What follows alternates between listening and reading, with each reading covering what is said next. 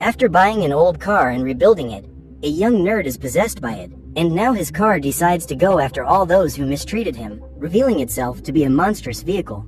Today we're going to recap the story of the movie, Christine, from 1983.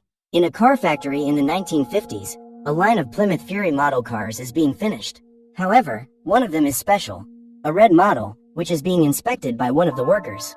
To his misfortune, while checking the engine, the hood door closes by itself and crushes his hand. While he goes to tend to the wound, another employee inspects the car from the inside and drops ashes from his cigar on the seat. Hours pass and work at the factory comes to an end. Everyone is leaving, but the supervisor notices that the red car has its lights on and goes to check, but finds the body of the employee with the cigar.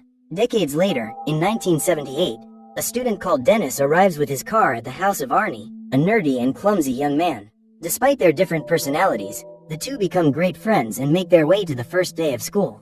There, they collect the materials in their lockers until the new student, Lee, appears and attracts everyone's attention with her beauty. Later, Dennis is waiting for Arnie for lunch, but discovers that his friend is being harassed by Buddy, the class bully. When he hears about this, he runs into the school workshop, just as Buddy has taken Arnie's lunch, and threatens him with a knife. Dennis tries to intervene, but the bully throws the lunch on the floor and makes Arnie slip on it.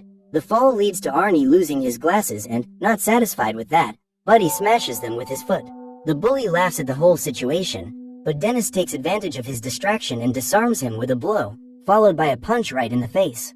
At the same moment, the rest of the gang attacks Dennis, only for one of the teachers to arrive at the workshop and tell them to stop. He soon becomes suspicious of Buddy, and Arnie confirms that he threatened them with a knife, but Buddy denies everything. The teacher forces the bully to empty his pockets, and then he shows him the penknife he was hiding. As a result, he and his henchmen are sent to the office.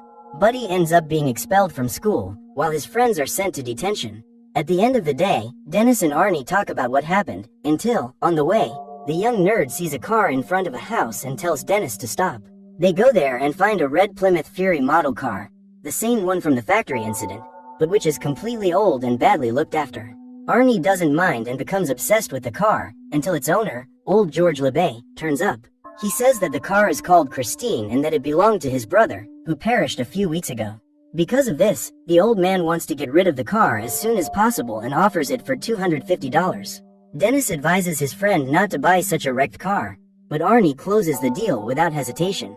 When evening comes, the young man returns home and tells his parents about his purchase, but his strict mother is totally against the idea and tells him to get rid of the car. The young man refuses, as he already does enough to please his parents and bought the car with his own savings. Even so, his mother remains adamant in her decision, prompting the young man to leave the house and take the car to a garage with Dennis. There, they are met by the owner of the mechanics, a grumpy old man called Will, who treats the two youngsters rudely. Despite this, he lets the young men keep the car overnight, but then tells them to go home. On the way back, Dennis asks why Arnie bought a car that's as crumbled as Christine. The young man replies that he's finally found something as ugly as himself, but that it can become something better if he puts his mind to it. Weeks go by and Arnie works day and night to fix the car. The owner of the garage continues to be rude, but he decides to hire the young man to help him in the garage, and in exchange, Arnie will be able to pick up all the scrap metal he needs for his car. The young man accepts the offer and continues working on the car, without realizing that, in a mysterious way, he is becoming more and more attached to Christine. The next day, Dennis and two other friends talk about the new student, and he is challenged to go and talk to her in the library. The young man accepts the challenge, but when he sits down at Lee's table and asks her out, the girl tells him she already has a date. Dennis leaves the table embarrassed by the rejection and, at the end of the day, goes to Arnie's house to talk, as they haven't been seeing each other as often. But when he gets there, Arnie is different, without his glasses, with more stylish clothes and a rebellious temper. He doesn't even want to talk to his friend and promptly leaves to go do some extra work for the shop owner. His mother tries to stop him, but the young man just ignores her and goes on his way. She then talks to Dennis and says she's worried about her son and his new car, as she's discovered that the previous owner took his own life inside the car by inhaling carbon monoxide. On hearing this, Dennis goes to old George's house and he reveals what happened to his brother. The guy says that when he bought Christine, his brother became obsessed with the car, even after his daughter and wife lost their lives in it. To make matters worse, after his brother perished, the car mysteriously turned up at George's house weeks later. This makes Dennis even more worried and, at the end of the day, he decides to go to the garage to have a look at the car.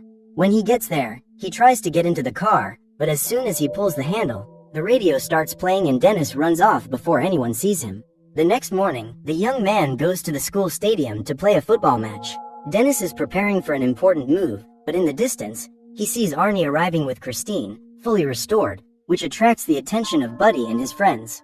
In addition, Lee appears from inside the car and she and Arnie kiss in front of everyone. Dennis is confused and upset when he sees this and loses concentration on the game. Unfortunately, one of the rival players takes advantage of this and takes the ball from him with a blow so strong that it knocks him unconscious and seriously injures him. Days pass after this incident and Dennis wakes up in hospital with his leg in a cast and his neck fractured. At his side is Arnie, who has come to check on his friend, and the two resume their old friendship. Dennis reveals that, because of what happened at the match, he'll never be able to play football again and that he almost became a paraplegic. He also asks how Arnie managed to fix Christine in such a short space of time, but his friend just says that he worked hard to do it. The conversation, however, soon changes tone and Arnie tells him that he made his parents register the car in his name, otherwise he would drop out of school. Dennis notices that his friend has changed his personality a lot and something bad seems to be growing inside him. Even so, Arnie just says goodbye to Dennis and, when evening comes, he drives Lee to a drive-in movie theater. The two of them are having a romantic moment, but when everything starts to escalate, Lee backs off and gets out of the car. Arnie goes after her and the girl says she doesn't want to spend those moments in the car. What's more, the two start arguing about the fact that the young man is obsessed with Christine and pays more attention to her than to his own girlfriend. He finds this conversation absurd and convinces Lee to get in the car because of the rain.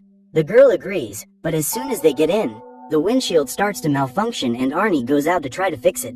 Just then, Lee grabs a snack to eat and the car turns on the radio by itself. If that wasn't strange enough, a strong light is emitted from the dashboard and the girl starts to feel sick, as if she's choking. She starts to run out of air and Arnie immediately runs to help her, but the car acts on its own again and locks the doors from the inside.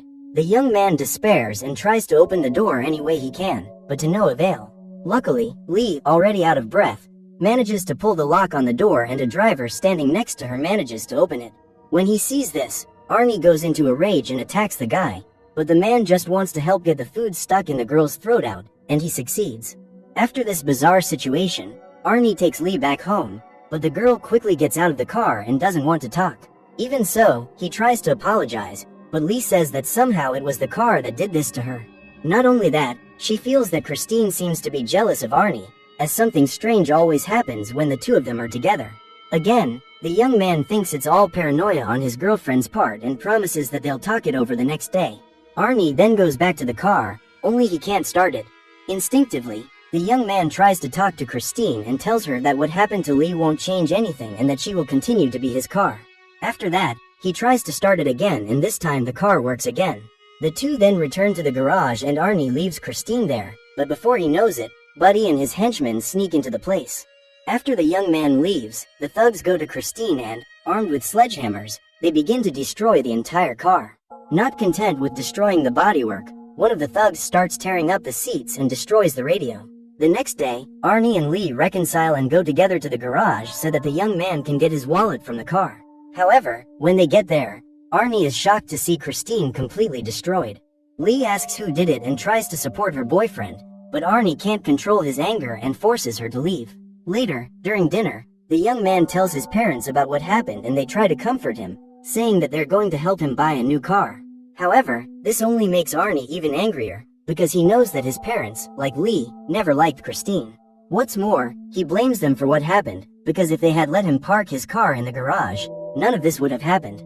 After saying a lot of rude things to his parents, Arnie leaves the table and goes to his room, but his father goes to him and tells him to apologize to his mother. The young man continues his rebellious behavior, which forces his father to take physical action, only for Arnie to strike back and almost take his father's life. Hours pass and the young man is still obsessed with Christine. He returns to the workshop and decides to repair her, piece by piece, until she is exactly as she was before. However, he is surprised to see that the car, in a supernatural way, repairs its engine by itself. Intrigued, Arnie asks Christine to show him what else she can do and then the car begins to restore itself completely, without any effort. Later, in the middle of the road, one of Buddy's henchmen, called Moochie, hitches a ride in a truck and stops in front of a highway. The young man continues on his way until he hears the sound of a car engine in the distance. As he gets closer, he meets Christine, who pulls into the road and stops in front of the guy. Frightened, he suspects that Arnie is inside and tries to justify what he's done, but the car turns on its headlights and speeds off towards him. Moochie runs as fast as he can and manages to jump off a jam just before the car hits him. He thinks he's lost the vehicle, but Christine appears soon afterwards and gives chase. The young man continues to run away and jumps out of a gate that leads to an old warehouse. After that, he runs down a narrow path, but right behind him appears Christine, who chases him leisurely, almost as if she's having fun with the whole thing. Finally, the young man finds himself trapped without exit, with the car right in front of him, just waiting. With nowhere to go, he pulls out his pocket knife and threatens whoever is driving, but Christine starts to advance and, even though the alley is too narrow, she forces her way through and crushes the young man. The next morning, Arnie goes to Dennis' room and tells him what happened to Moochie. Dennis finds this suspicious and finds it even stranger that Christine is restored after being torn to pieces. However, Arnie just shrugs it off and leaves. On the way out, the young man is approached by Detective Jenkins, who says he's investigating who destroyed his car, as well as the perishment of Moochie, who was found with his body split in half. Arnie says he doesn't know about the young man's elimination, although he is pleased with the news. The detective begins to suspect the young man and reveals that he has heard his girlfriend Lee's testimony about what happened to the car and how, strangely, it was restored. This is the last straw for the young man, who loses patience and leaves without reporting anything else. Later, he calls Lee and tries to convince her to meet him, but the girl refuses, which only makes Arnie even angrier. Meanwhile, at a convenience store, Buddy and his friend Don buy some drinks and drive off down the road. Halfway down the road, a car with its headlights on starts chasing them. Buddy stops the car to see who it is, but the headlights obstruct his view. He tries to lose the car by reversing, only for the vehicle to do the same, revealing it to be Christine. Annoyed, Buddy speeds his car down the road until he stops at a gas station where his friend Richie works. He then gets out of the vehicle, pulls out a piece of iron and prepares to confront whoever is following him. Suddenly, Christine appears at high speed and, without hesitation, she crashes head-on into Buddy's car, completely crumpling the side of the vehicle. The bully suspects that Arnie is inside and dares him to confront him. However, Christine again speeds towards Buddy's car, but this time she pushes it into the workshop. At that moment, Don was inside, and he was pushed along with the car and smashed against the wall. As if that wasn't enough, the wrecked car starts leaking gasoline and the fuel reaches Richie's feet. Eventually, Buddy's car starts on fire, and when it comes into contact with the gasoline, the entire garage explodes, taking Richie with it. Seeing this tragedy, Buddy flees to save himself, but Christine comes out of the garage, covered in flames, and sets off to eliminate her latest victim. In the middle of the dark and deserted road, the flaming car watches Buddy run as far as he can. Finally, the monster car runs over its victim, leaving only the body lying on the road, covered in fire. Sometime later, Old Will hears a car approaching and, when he opens the doors of his workshop, he finds Christine, covered in smoke. The old man finds this strange, as Arnie had gone with his car to do a job he had asked for. So he arms himself with a shotgun and goes to Christine to find out who is driving. The old man approaches and tries to open the door, but the whole body is extremely hot. He uses an old rag to open it, but no one is inside. This only makes everything stranger, but even so, the man decides to get into the car to investigate. Christine takes advantage of this mistake to avoid leaving any witnesses and, as well as locking the old man in the car, she smashes him by pushing the seat against the dashboard. The next day, Arnie returns to the garage and finds several police cars inside. On entering, he comes across Detective Jenkins, who tells him that he has found his boss inside the car, lifeless. The strangest thing of all is that the situation seems to indicate that he took his own life, as his gun was with him in the car. Faced with this, Arnie says he doesn't know what could have happened, but suspects that it was Christine's doing, who once again appears completely restored. Meanwhile, Dennis returns home and receives a call from Lee, who asks to speak to him. She goes there and says she suspects that the car is somehow controlling Arnie so that he acts strangely and violently. Dennis doesn't believe that his friend is capable of doing anything bad, but if the car is controlling his mind, it must be destroyed. After the conversation, Lee leaves, but seconds later, Arnie appears, along with Christine. He calls Dennis to take them for a drive, but Arnie is once again behaving very strangely. On the way, he starts drinking more than he should, exceeds the speed limit and even lets his hands off the wheel and lets the car drive itself. This attitude makes Dennis worry and he repeats Lee's words that Arnie isn't in control of his car. However, instead of listening to his friend, the young man just tells him, in a threatening tone, that nothing and no one will stand in his and Christine's way. To prove it, Arnie accelerates the car to maximum speed and swerves into another lane, almost colliding with a car coming in the opposite direction. Seeing that his friend is on the verge of madness, the next day Dennis leaves a notice on Christine's bodywork, asking Arnie to meet him at the garage in the evening. When the time comes for the meeting, Dennis and Lee are waiting for him in the workshop, but they don't find Arnie there. So the two of them get into a nearby excavator and drive it into the workshop. The two agree that Lee will stay in the office and close the gate when Arnie arrives, and, as soon as he leaves, Dennis will destroy Christine with the bulldozer. They go ahead with the plan and the girl goes to the office, but what neither of them knew was that Christine was hiding in the workshop, amidst a lot of rubble.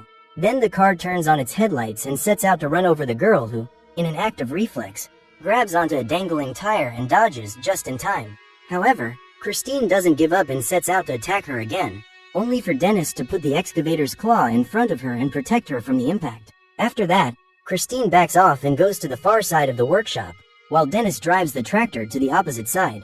The two vehicles are positioned, one against the other, and it is revealed that Christine is not driving alone, but with the help of Arnie, completely dominated by her influence. Suddenly, the car activates its headlights and, in a matter of seconds, completely repairs itself. To make matters worse, the excavator stops working and Dennis tries to restart it. In the meantime, the car speeds off towards the office to eliminate Lee once and for all. The girl despairs and the car crashes into everything, but instead of hitting her, the impact throws Arnie through the windshield. The girl goes to see what has happened to him and Arnie scares her with a jump and grabs her by surprise. Unfortunately, his body is mortally wounded by one of the pieces of glass in the windshield. Arnie, in his final moments, tries to caress his precious car, but he can't resist his injuries and perishes in front of Christine. Helpless to do anything else, Lee flees the scene, but Christine, in a last act of revenge, backs up to try and hit the girl. At the last second, Lee manages to swerve and the car gets stuck in a column. Dennis seizes this chance and, after reactivating the excavator, he drives it towards Christine. The blow hits her hard, but the car resists and tries to get away. Christine sets off in Lee's direction, only for Dennis to use the excavator's claw and pierce the vehicle from behind. With this blow, the mad car seems to lose power and becomes disabled. Lee rushes to the excavator to join Dennis, but Christine activates again and begins to rebuild once more. So, to put an end to the evil forever, Dennis starts up the bulldozer and runs over Christine, who tries to resist, but is completely crushed. The fight is finally over and the next day, Dennis and Lee meet up with Detective Jenkins in the middle of a junkyard. There, they find Christine turned into compacted scrap metal. The danger seems to be over, except that the three of them hear a song, very similar to the ones the car used to play on the radio. Fortunately, it was just one of the junkyard workers with his stereo. Finally, the three of them leave, but they don't notice when a small piece of Christine begins to move, proving that the diabolical car is still alive. So what did you think of this movie? Leave it in the comments below.